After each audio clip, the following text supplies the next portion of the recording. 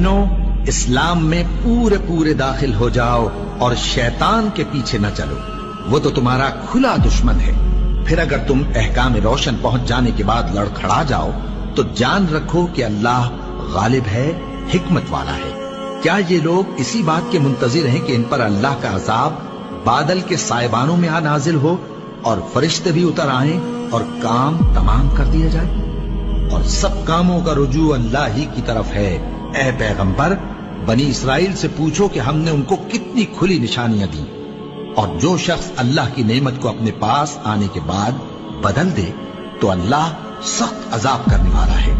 और जो काफिर हैं उनके लिए दुनिया की जिंदगी खुशनुमा कर दी गई है और वो मोमिनों से तमस्खुर करती हैं, लेकिन जो परहेजगार हैं वो क़यामत के दिन उनसे ऊपर होंगे। और अल्लाह जिसको चाहता है बेहिसाब रिस्क देता है। हमने इन लोगों की उसी तरह आजमाइश की है जिस तरह बाग वालों की आजमाइश की थी, जब उन्होंने कस्में खा खा कर कहा कि सुबह होते होते हम उसका मेवा तोड़ लेंगे, और इंशाअल्लाह ना कहा।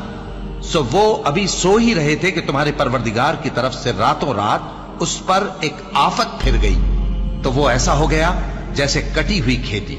फिर जब सुबह हुई तो वो लोग एक दूसरे को पुकारने लगे कि अगर तुमको काटना है तो अपनी खेती पर सवेरे ही जा पहुंचो। सो वो चल पड़े और आपस में चुपके चुपके कहते जाते थे कि आज वहां तुम्हारे पास कोई फकीर ना आने पाए, और कोशिश के साथ सवेरे ही जा पहुंचे, गोया पैदावार पर कादिर हैं। फिर जब उन्होंने बाग को देखा तो वीरान, कहने लगे कि हम रास्ता भूल गए हैं, नहीं बल्कि हम बेनसीब हो गए। एक जो उनमें समझदार था बोला, क्या मैंने तुमसे नहीं कहा था कि तुम तस्बीह क्यों नहीं करते?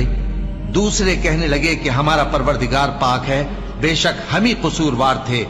फिर लगे एक दूसरे की तरफ रुख करके मलामत करने, कहने लगे हाय शामत, हम ही हद से बढ़ गए थे। उम्मीद है कि हमारा परवरदिगार इसके बदले में हमें इससे बेहतर बाग इनायत करे। हम अपने परवरदिगार की तरफ रुजू करते हैं। देखो अजाब यूं होता है और आखिरत का अजाब सबसे बढ़कर होगा। काश ये लोग जानते होते।